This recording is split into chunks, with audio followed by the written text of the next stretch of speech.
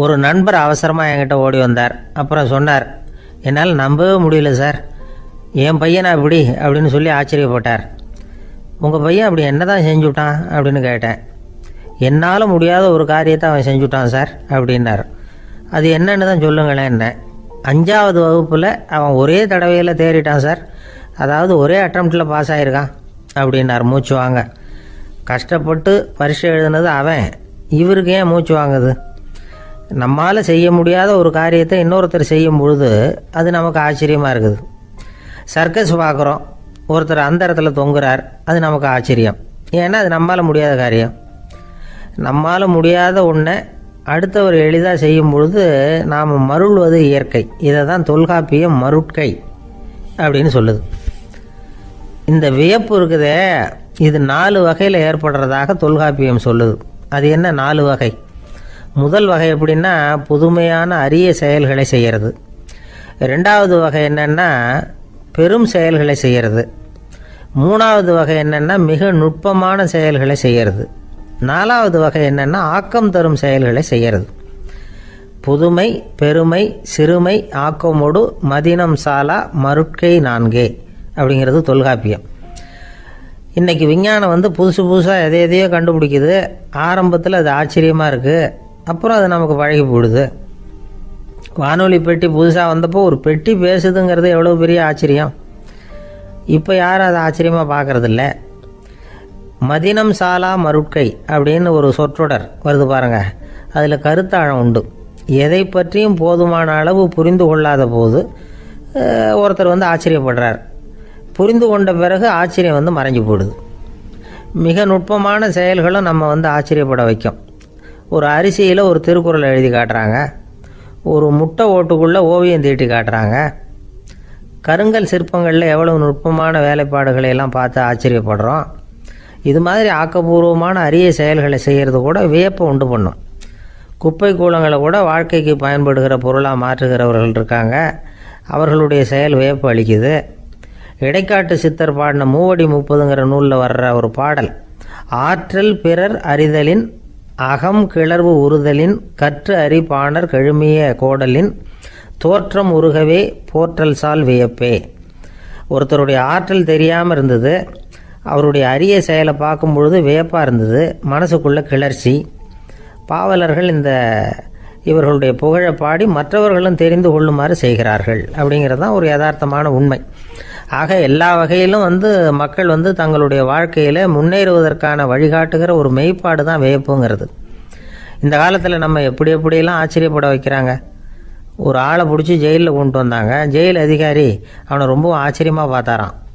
இவன் கேட்டான், ஏன் சார் அப்படி பார்க்குறீங்க, நான் இப்போ இங்கே வர்றது உங்களுக்கு ஆச்சரியமாக இருக்குதா அப்படின்னு கேட்டிருக்கான். இதுக்கு ஜெயில் அதிகாரி சொல்லியிருக்கார், நீ இப்போ இங்கே வந்ததில் எனக்கு ஒன்றும் ஆச்சரியம் இல்லைப்பா, ஏற்கனவே நீ இங்கேருந்து விடுதலையாகி போய் 6 மாதம் ஆச்சு, இவ்வளவு லேட்டாக வர்றியே அதுதான் எனக்கு ஆச்சரியமாக இருக்குது அப்படின்னாராம்.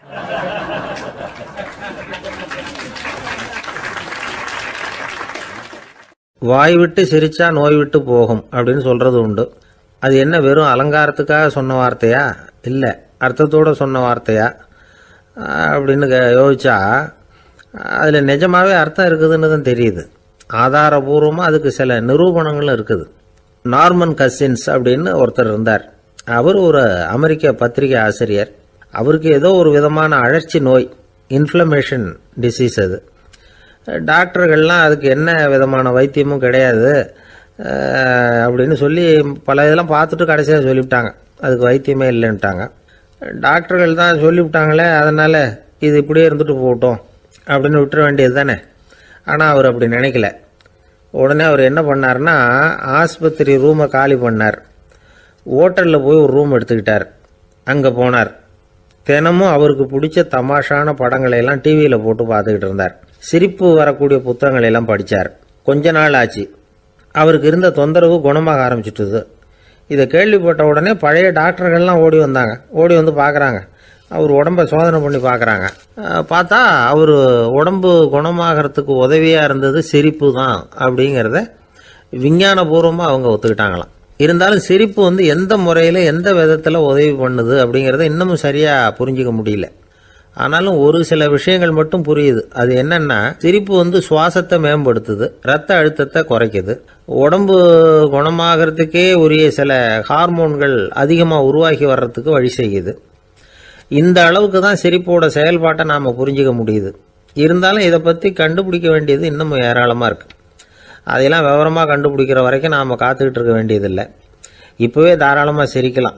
அதில் என்னத்துக்கு சிக்கணும்? காசா பணமா? சிரிப்புன்னா ஹாஹான்னு சத்தம் போட்டு சிரிச்சாதான் உடம்புக்கு நல்லதுன்னு இல்லை. லேசான புன்னகை கூட உடம்புக்கு நல்லது செய்யுமா.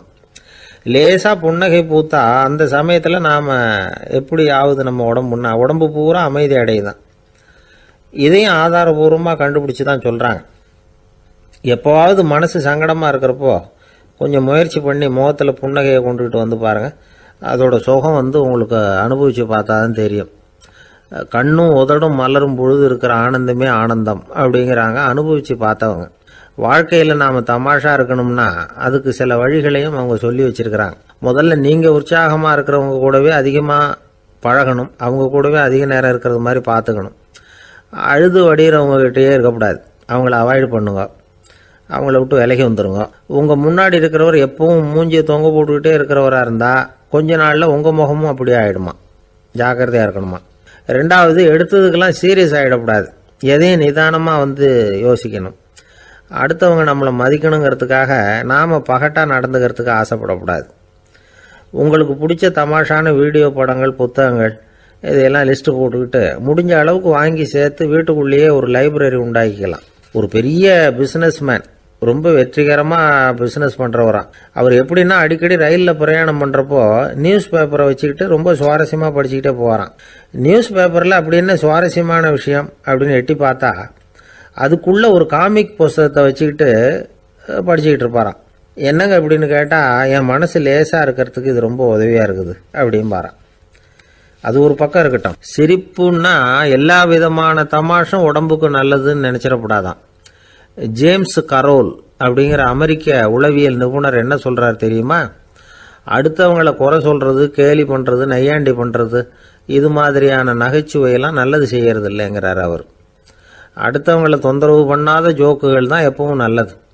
யாராவது ஜோக்கு சொன்னால் தாராளமாக சிரிக்கணும்.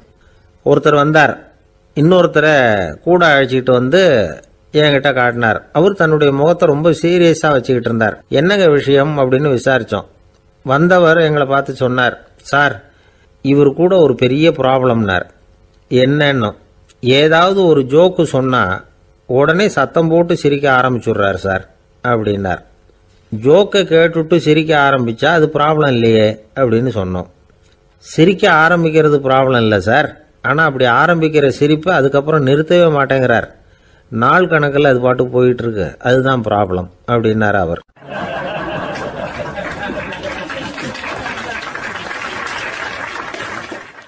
சங்கீத வித்வான்களில் பல வகை உண்டு. சில குறிப்பிட்ட ராகங்களை பாடுறதில் அவங்களுக்கு பெருமை வர்றது உண்டு. ஆனால் ஒருத்தர் இருந்தார், அவரால் ஒரு ராகத்துக்கே பெருமை வந்தது. அந்த ராகத்தை அவர் வாசித்து கேட்கணும் அப்படின்னு சொல்லுவாங்க. அது என்ன ராகம்னா தோடி ராகம். சரி, அந்த வித்வான் யாருன்னா அவர் தான் திருவாவடுதுறை ராஜரத்னம் பிள்ளை. பேராசிரியர் கல்கி ஒரு சமயம் தம்முடைய பத்திரிகையில் எழுதினாராம். அதை அப்படியே படிக்கிறேன் கேளுங்களேன். ஆகா, ஸ்ரீ ராஜரத்னம் பிள்ளையின் தோடி ஆலாபனையை முதலில் கேட்டபோது அவருடைய கற்பனையை விட்டு தள்ளுங்கள். நம்முடைய மனதில் என்னென்ன இன்பமயமான கற்பனைகள் எல்லாம் உதித்தன. குழந்தை தாயிடம் கொஞ்சம் குரலை கேட்டோம், அன்னை குழந்தையிடம் கொஞ்சம் குரலை கேட்டோம், ரதியும் மன்மதனும் பேசிக்கொண்ட காதல் மொழிகளை கேட்டோம், முருகன் சிவபெருமான் செவிகுளர மொழிந்த உபதேசத்தை கேட்டோம், கலைமகள் கவிஞனுக்கு அருளிய ஆசி மொழிகளை கேட்டோம், நாரத முனிவருடைய தம்பூரா சுருதியை கேட்டோம், ராவணன் தன் எலும்பை ஒடித்து வீணையாகச் செய்து வாசித்த கானத்தை கேட்டோம், கானப்பறவைகளின் கலகல ஒலியை கேட்டோம், கோலக்குயில்களின் குரல் இனிமையை கேட்டோம். இப்படிலாம் பேராசிரியர் கல்கி விமர்சனம் எழுதியிருக்கிறார். திருவாவடுதுறை ராஜரத்னம் பிள்ளை அவர்களுடைய வாசிப்பை கேட்டுட்டு டி.என். ராஜரத்னம் பிள்ளை இறந்து போனார். அப்போ கவிஞர் கண்ணதாசன் எழுதினார், செவியனில் ஓடி எங்கள் சிந்தையில் ஓடி இந்த புவியெல்லாம் ஓடி நின்பார் பொங்கிய தோடி வேறிங்கு எவரிடம் போகும் ஐய இனி அதை காப்பார் யாவர் அவிந்தனின் சடலத்தோடு அவிந்தது தோடிதானும் அப்படின்னு எழுதினாராம். அந்த அளவுக்கு அவருடைய தோடியை ரசித்தவர்கள் உண்டு. அதே மாதிரி தோடின்னா என்னன்னு தெரியாமலே அவரை ரசித்தவங்களும் அந்த காலத்தில் உண்டு. அதாவது ஒரு பெரிய சபையில் இவர் வாசிச்சுக்கிட்டு இருக்கிறார். பாதியில் ஒரு பெரிய மனுஷன் உள்ளே வந்தார். அவர் உடம்புல பட்டு வேஷ்டி, ஜருகை, அங்கவஸ்திரம், வாயில் வெத்தலை, வாசனை புகையில, காதில் வைரக்கடுக்கன், கழுத்தில் தங்க சங்கிலி, கை விரல் பூரா மோதிரம், கையில் ஒரு வெள்ளி வெத்தலை புட்டி, உதவிக்கு 2 பேர் பக்கத்தில். இவ்வளவு பந்தாவோடு வரார் கச்சேரி கேட்கறதுக்கு. இப்படி வந்தவர் முதல் வரிசையில் உக்காந்தார். வித்வான் வாசித்து முடித்ததும் இவர் அவரை பார்த்து, ஐயா, நீங்கள் தோடி வாசிக்கிறதுல ரொம்ப கெட்டிக்காரர்னு கேள்விப்பட்டிருக்கேன், அதை கேட்கறதுக்காக தான் மெனக்கிட்டு வந்திருக்கிறேன், அதை வாசிங்களேன் அப்படின்னாராம் இந்த பெரியவர். ராஜரத்னம் பிள்ளைக்கு ஒன்றும் புரியல. ஏன்னா இது வரைக்கும் அவர் வாசிச்சுக்கிட்டு இருந்ததே அந்த தோடி ராகத்தை தான். அதை வாசித்து முடித்ததும் அதை வாசிங்களேன்னு இவர் கேட்குறார். அப்படின்னா இவரோட ஞானம் எப்படிப்பட்டது? இவ்வளவும் கேட்டுட்டு இப்படி கேட்குறாரே அப்படின்னு அவர் யோசிச்சிருக்கிறார் ராஜரத்னம் பிள்ளை. உடனே என்ன பண்ணார் தெரியுமா? பக்கத்தில் ரொம்ப சாதுவாக சுருதி போட்டுக்கிட்டு இருந்த ஒரு முதுகில் ஓங்கி ஒரு குத்து விட்டாராம்.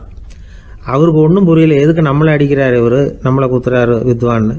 அவர் அதிர்ச்சியால் இவர் நிமிர்ந்து பார்த்துருக்கார். அப்போ ராஜரத்னம் பிள்ளை சொன்னாராம், ஏய்யா, ஐயா பெரிய மனுஷன், என்னுடைய பரம ரசிகர், தோடி ராகம் கேட்கணுங்கிறதுக்காக இவ்வளோ தூரம் வந்திருக்கிறார், முதல் வரிசையில் உட்காந்துருக்கார். நீ இந்த சமயம் பார்த்து தோடி ராகம் வாசிக்கிற நாதஸ்வரத்தை வீட்டில் வச்சுட்டு வந்துட்டியே, இப்போ ஐயாவுக்காக அந்த ராகத்தை நான் எப்படி வாசிக்கிறது அப்படின்னு சொல்லிவிட்டு மறுபடியும் முதுகில் ஒரு அடி கொடுத்தாராம்.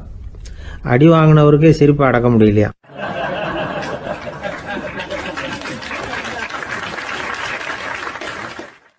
அங்கே ஒரு புதர் தெரியுது இல்லையா, இந்த புதருக்குள்ளே ஒரு சிங்கம் இருக்குது.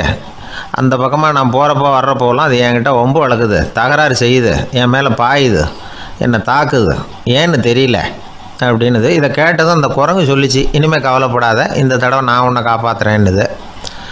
அதுக்கப்புறம் ஒரு நாள் அந்த குரங்கும் கழுதியும் அந்த புதர் பக்கமாக போய்கிட்டு இருந்தாங்க. எதிர்பார்த்தது மாதிரியே நடந்தது. அந்த சிங்கம் எதிரில் வந்தது, கழுதியை பார்த்தது, உடனே அது மேலே பாய ஆரம்பிச்சுட்டுது. அவ்வளவுதான். உடனே இந்த குரங்கு என்ன பண்ணிச்சு தெரியுமா? கிடுகிடுன்னு ஒரு மரத்து மேலே ஏறி உட்காந்துக்கிட்டது. அங்கே உட்காந்துக்கிட்டு கீழே அந்த கழுதியும் சிங்கமும் போடுற சண்டையை வேடிக்கை பார்க்க ஆரம்பிச்சுட்டுது. கொஞ்ச நேரம் கழித்து அடிபட்ட காயத்தோடு அந்த கழுதை மெதுவாக நடந்து வந்தது. குரங்கு மெல்ல மரத்தை விட்டு கீழே இறங்குச்சு. இப்போ கழுதை கேட்டுது, என்னை காப்பாற்றுறேன்னு சொல்லிவிட்டு காலை வாரி விட்டுட்டியே, நீ பாட்டுக்கு மரத்து மேலே ஏறி உட்காந்துக்கிட்டே, அது நியாயமானது. குரங்கு பரிதாபமாக அதை பார்த்துது. நான் மரத்து மேலே இருந்து நீங்கள் 2 பேரும் சண்டை போட்டதை பார்த்துக்கிட்டு தான் இருந்தேன். உன்னோட சத்தம் தான் அதிகமாக இருந்தது, அது நீ சிரிக்கிற மாதிரி எனக்கு கேட்டுது, அதனால் நீ தான் ஜெயிச்சுக்கிட்டு இருக்க போல இருக்கு அப்படின்னு நினச்சிவிட்டேன்னுது. இன்றைக்கி பல பேர் இப்படி தான் இருக்கிறாங்களாம். யார் ஜெயிக்கிறாங்க யார் தோக்குறாங்கங்கிறத முகத்தை பார்த்து கூட கண்டுபிடிக்க முடியறதில்ல, பேசுகிற பேச்சை வச்சு கூட கண்டுபிடிக்க முடியறதில்ல. தோற்கிறவங்க கூட சிரிக்கிற மாதிரி முகத்தை வச்சுக்கிறான். இன்றைய மனிதர்கள்கிட்ட ஏகப்பட்ட முரண்பாடுகள். பொய் முகங்களோட உலவுகிறவர்கள் தான் அதிகம். உண்மை முகம் எங்கே இருக்குது அப்படிங்கிறத புரிஞ்சுக்கிட்டு நண்பர்களை தேர்ந்தெடுக்கணும் அப்படிங்கிறது ஒரு முக்கியமான கருத்து. கடவுள் இந்த உலகத்தை படைச்சு விட்டு அதுக்கப்புறமும் கொஞ்ச நாள் இங்கேயே தங்கியிருந்தாராம்.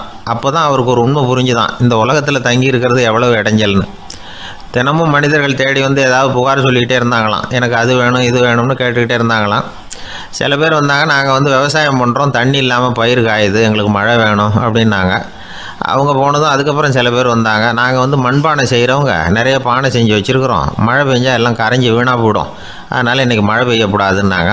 கடவுள் பார்த்தார், அவருக்கு என்ன பண்ணுறதுன்னே தெரியல, ஏகப்பட்ட குழப்பம், தலையை பிச்சுக்கலாம் போல் இருந்தது, கிட்டத்தட்ட பைத்தியம் பிடிக்கிற அளவுக்கு ஆகிட்டுது. எல்லாருடைய ஆசைகளையும் அவரால் நிறைவேற்ற முடியல, ஏன்னா ஒன்றுக்கு ஒன்று முரண்பாடாக இருந்தது.